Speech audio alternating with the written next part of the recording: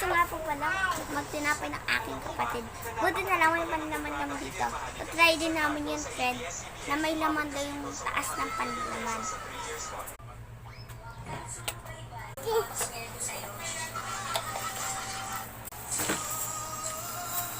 So guys, ito daw pala makukuha yung maliit na bagay. So, open na natin. Okay. Hala, totoo siya guys. Hala. Akala ko fake news lang at nilalagyan lang nila. So, open na natin. Ano ba ito? Ayun. Ang hirap.